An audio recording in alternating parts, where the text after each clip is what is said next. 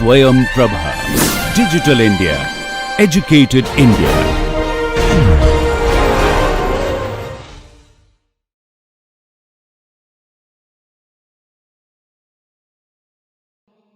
Okay, dear friends, welcome back to this C401 Water Resources Engineering.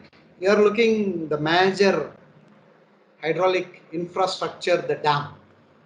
Right? The second part of this dam is called as reservoir engineering.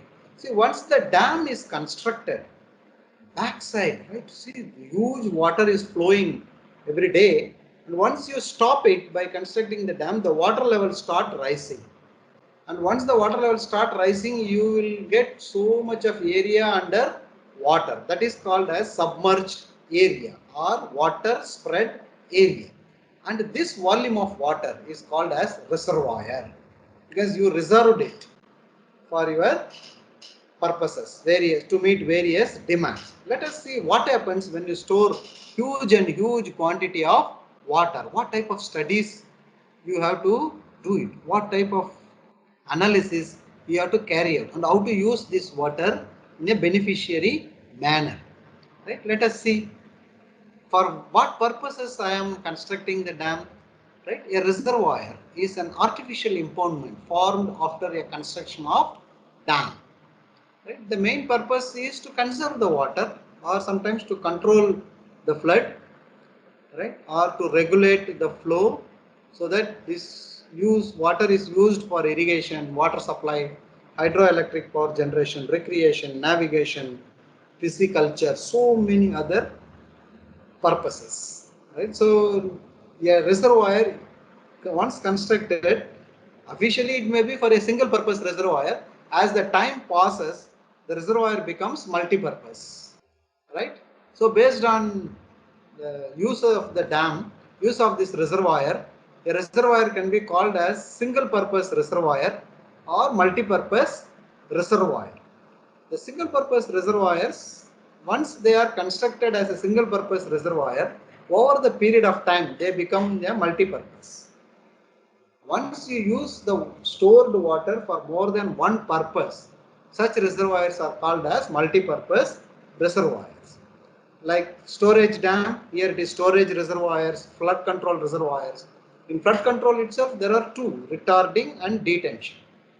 Then the distribution reservoir, balancing reservoir, and a ancillary reservoirs. There are so many. I am giving you the major. Multipurpose is more than one purpose. We call that as a multipurpose reservoir. A storage reservoir. This is a good example. Batra dam. To store surplus water during the period of high flow for using it during period of drought. So it stabilizes the flow by regulating the water supply in the natural stream. Such dams are called as storage reservoirs. Second is flood control reservoir. See, flood control reservoir nowadays huge dams constructed. They are mostly combined storage and flood control reservoirs.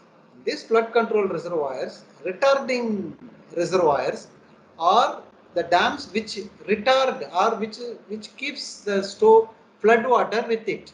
That means the controlling devices such as gates, valves are not provided in the outlet to regulate the release. Right? That is retarding reservoir. When the flood water is more than that storage capacity, then only it surpluses. Right? So that is called retarding reservoir. Whereas detention reservoir is, there is a reservoir which is used for some other purposes. I provide a gate, right? So that I can store the water more than my surplus wear during low flow. But when there is a flood, I open the gate and surplus water goes out. The flood water goes out. Such dams are called as detention dams. Okay. Then the distribution reservoir. Distribution reservoirs are, there are two large reservoirs at the upstream side in a mountainous region. Water is released through main river, and there is a small demand in a city like drinking water supply. Then you construct a small dam whose height may not be more than the height of the banks of the river. The hydraulically, the volume of water stored in this distribution reservoir does not play any role in meeting the demand.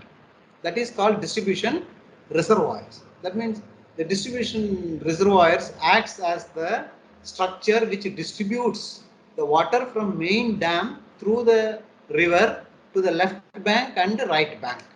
That is called as distribution reservoir, because most of the reservoirs constructed in our country is in the hilly region. The canals may not be take off from there, then the length of the canal to be constructed will be very large. So water is released in the main river and it flows through the hilly regions. Once it reaches the plain, then water is distributed to the canals through this type of small structures. Balancing reservoir, right? Balancing reservoir is, you have already constructed one large dam, right? Over the period of the time, the volume of water stored is insufficient to meet the demand. Either it is for irrigation, power generation, or drinking water supply, whatever it is. Then what happens? You cannot increase the capacity of the dam which you have already constructed. It cannot take that load. Then what happens? You found that during the period of time, huge quantity of water is also going surplusing. Then you construct one more dam in the upstream side or in the adjacent sub-basin and store water there. Whenever this main dam is surplus, is less water, you release it from the upstream dam so that you balance the storage. Such dams are called as balancing reservoir, right? For example, I will just explain this. Then the second one is called as auxiliary reservoir. It is also called as compensatory reservoir. That means there is one large dam. This is three dams, right? One, two, three. This is three dams in Tamarabarni river system. This is called Papanasam. This is Servalar, and this is Manimuttar reservoir. First dam constructed in this river is this Papanasam reservoir. When it was constructed, there is no powerhouse here. So all the demand is met through this single reservoir. Later you found that huge quantity of water is getting surplused from this. So then they constructed one more auxiliary reservoir called as Servalar, right? So now what happens? There is a tunnel which connects from this Papanasam reservoir to this Servalar reservoir. So all the releases are made from this small Servalar dam. Then what happens? Since it is constructed recently, they introduced powerhouse. That means all the water which is going to the irrigation without producing power are now going through this Servalar dam, goes to the same irrigation area, but after producing the power. So such dams are called as auxiliary reservoir. For example, there is one more dam. This is called as Papanasam Servalar and Manimuttar dam. This is a balancing reservoir. That means to balance the demand or to meet the balancing deficit, one more dam was constructed. It has its own command area.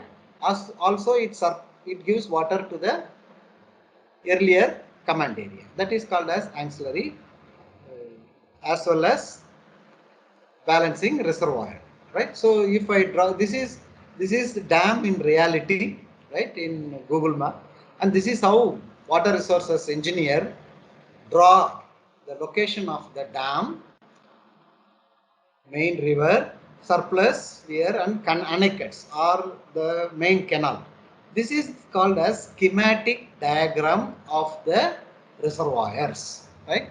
The three dams which I have shown now, they are all like this. This is Papanasam, Servalar, and Manimuttar. A triangle represents a dam in schematic diagram of a water resources picture.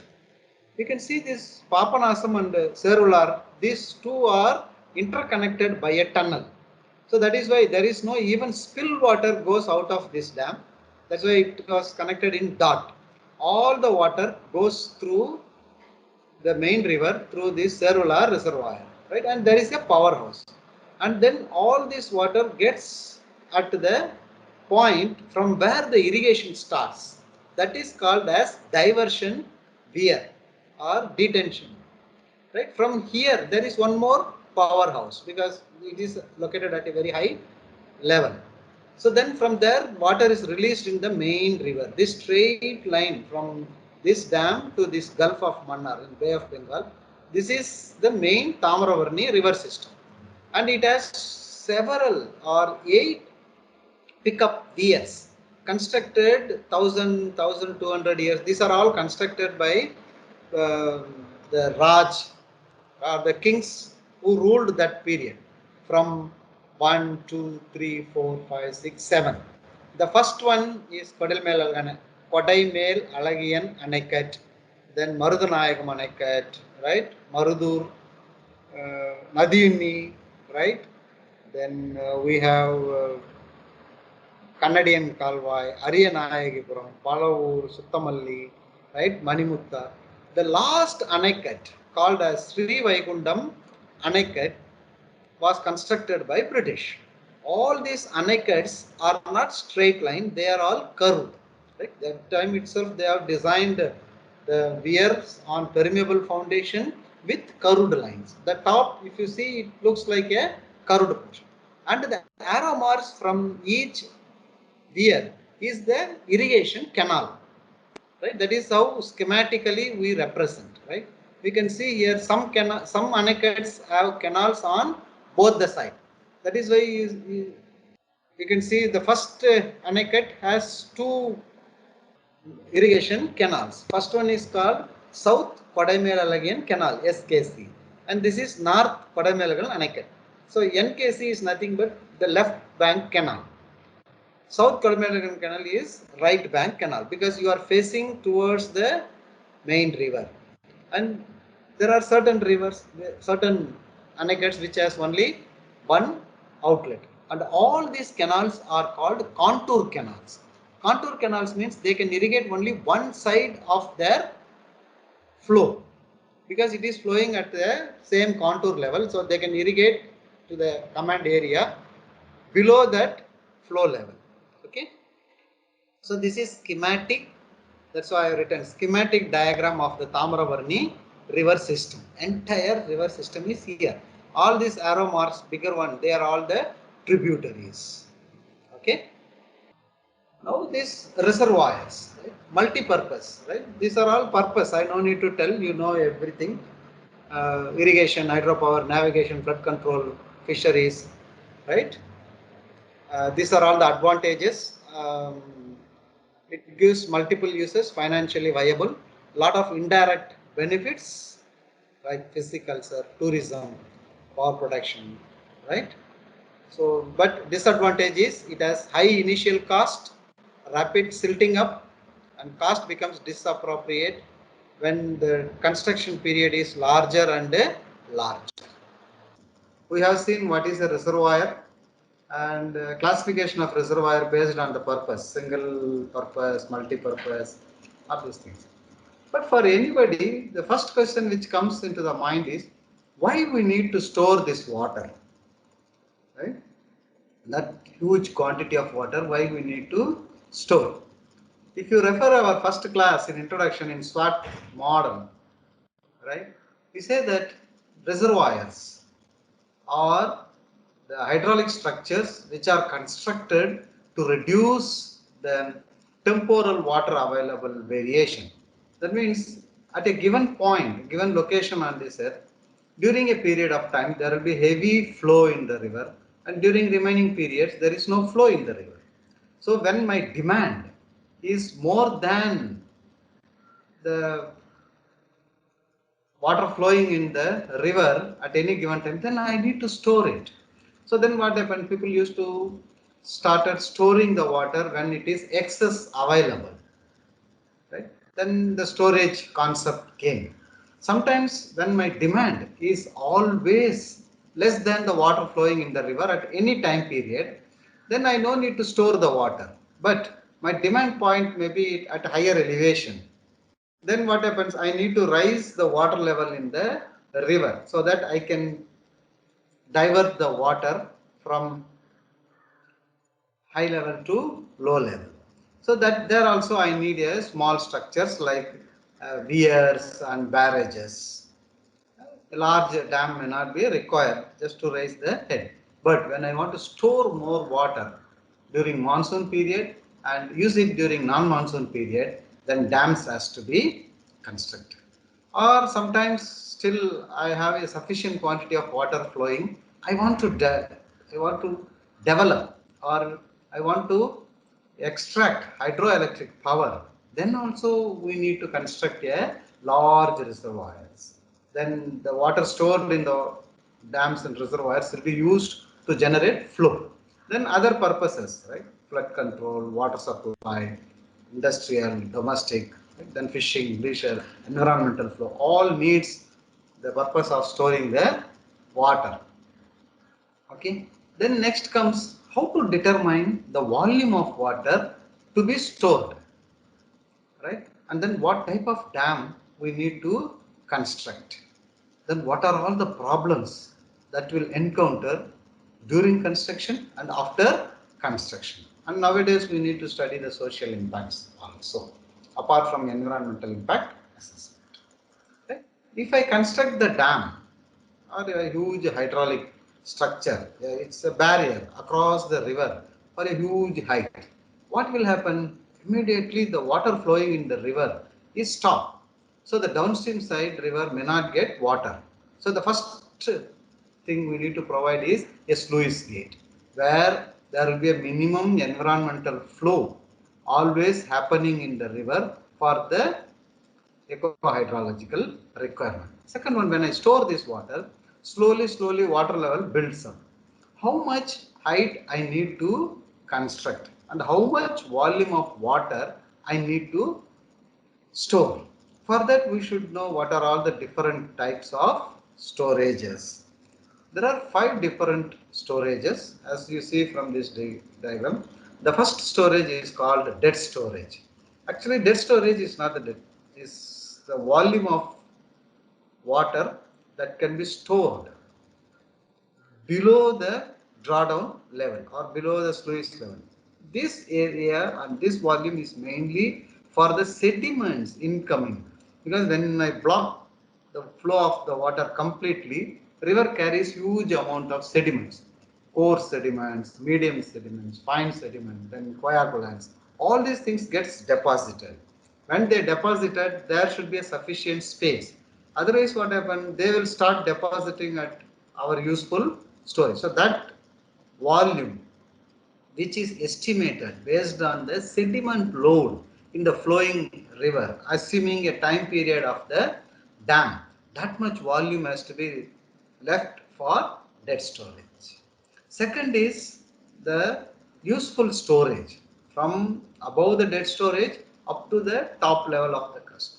This useful storage is the volume of water which we are going to use it for different purposes: irrigation, drinking water, industrial use, hydropower, right? All these purposes. And the volume of water we store above this useful storage through gates or whatever it is, that is due to flood water, right? And also called as surcharge. The flood water will store during the flood period and it will eventually drain away through the surplus VS. These are all the 3 different storages. Apart from this, there is another storage called as valley storage and bank storage. Valley storage is when the soil in the valley where you have constructed the dam as a good aquifer, the volume of water gets stored during the heavy flow and then it gets into the dam during lean period. That is called valley storage. And sometimes the banks of the river also will store some quantity of water. That is called bank storage, right? But when I store the water for different purposes, technically also there are 2-3 conflicts. That means when I use it for one purpose, the other purpose is reduced. For example, if I want to generate hydroelectric power, I need a maximum head. Okay, then only I can produce maximum head. But when I store more water, I cannot release it for demand purpose, right? So I cannot, whether you need to increase the head or use it. Similarly, when I want to use the water for future purposes, I need to store water in the dam. But when I want to do a flood control, I have to keep always the dam empty. These are all some of the conflict objectives technically, which we have to do optimization and develop a trade-off between these two. Trade-off means the best of the water use and best of the control where it matches, right? So this is water resources systems engineering covers this topic. But for us, let us see how much to store the water. Basics of reservoir. How much to store water? There is a drawing or there is a plot which we make after doing the surveying of the place where I need to construct a dam. Such plot is called as area elevation storage curve. It contains three parameters of the dam. First one is the elevation, height of the dam.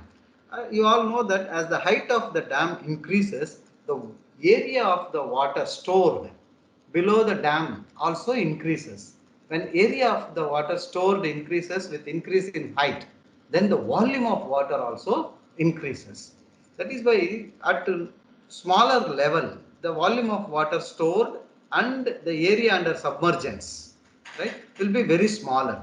But when the dam is already very high height, even with increase in 30 centimeter, 40 centimeter, huge volume of water will get stored because the height is small but area of submergence will be larger and larger. Let us see how to draw these diagrams and how we have to do. This storage, this curve is called as area elevation storage curves. You can see area, elevation in y-axis, volume in x-axis as well as area in x-axis. Right. Then what happens when I block the barrier at the dam, block the river using the barrier dam, the flow of the water gets retarded because the river is flowing with a huge particular current. When it is stopped, the current has to die. How the current will die? Initially, it will hit the walls of the dam. First, it sheds the coarse sediments. This place is called as mouth of the reservoir, right? And it forms a delta, the coarse sediments. Then medium and fine sediments will get deposited at the dead storage. Still the coagulants, floating materials will be roaming like this. When the water stored is, when water is stored for longer and longer period, even the coagulants get settled and you will have a relatively clear water which is drawn for various purposes. This is the flow of current inside the dam when it is completely filled sediments. Right? Why we are worried more about the design? I think I have shown you how the dam failures affects the downstream side, right? So in order to prevent that, we need to do proper investigation before construction of the dam, right? And let us see what are all the proper investigations. But before going into the investigation, first we have to know where the failure happened so far, or what are all the possible places the dams can fail. The first one is when I have constructed the dam, suddenly if the flood is more, if it overtops, when the flood water moves over the dam, what happens? How to design that? That means inadequate spillway. So I have to design the spillways much better. Then sometimes the foundation may not be resting on a strong sound rock. So my bearing capacity will be lesser. Unnecessarily I am constructing huge dam. Then I need to do a thorough investigation on foundation.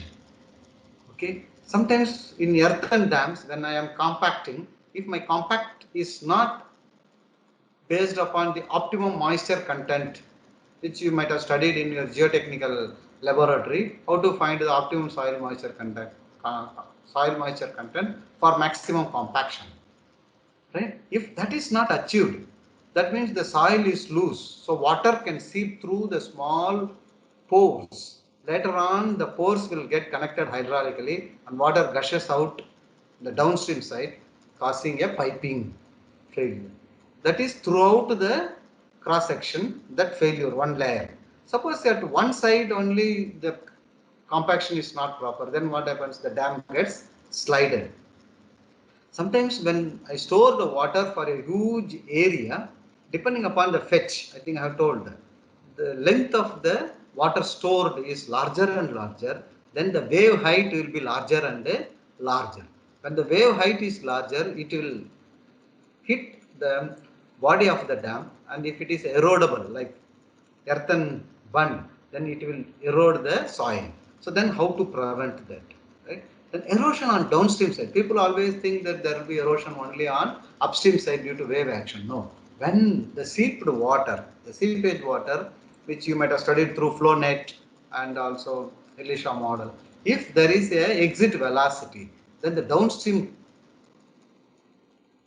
also gets eroded, right? Then how to reduce it? Then slump, just like that, become a triangular portion even after you compact. Bank stability, seismic, right? So all these things, materials, all these things should be considered while we are doing investigation. This is a sample of some failure, even concrete dam, stone masonry, concrete dam, the piping can cause. This is what we call it as earthen dam piping failure. I also told the Tetlan dam, right? So this is sliding, right? You see the intake structure, it is standing there downstream side, but the dam has collapsed. All these things are sliding on the downstream side. This is the earthen dam. You can see this is the failure of sliding. This is another dam which has been subjected to earthquake, right? This crack was seen on the bunds of the earthen bund after earthquake. Right? Then social impacts, we will not go much about this because there are two impact studies whenever we construct them. One is called environmental impact assessment, another one is sociological impact assessment. Let us see what are all the investigations needed. The list is very large. It is not restricted to this. I have given the maximum possible investigations, but the number of investigations are increasing day by day. The first investigation we need to study is the site selection, right? Then site investigation, topographical surveys, geological investigations, foundation, meteorological, hydrological investigations, sediment studies, construction material, communication, environmental considerations, sociological, economic, political, and legal investigations. This list is not complete. There may be several other studies. Majority is this, right? Site selection. Whenever we want to construct a dam, it is not just doing aerial survey also. We have to do a reconnaissance survey. Conventionally, people used to walk along the river from downstream to upstream, identifying which are all the possible site for dam construction, right? While during such type of reconnaissance survey, nowadays we can do using drone also, right? But it is always better to go by walk so that you can identify so many other features. The first and foremost is we should select a site where the valley is narrow so that the dam material required for construction is smaller, but you will have a wide background where you can store more water. That will reduce the overall cost of the project, right? So this is the first point on site selection. So when we go for reconnaissance survey, you select 3-4 sites for possible location of dam.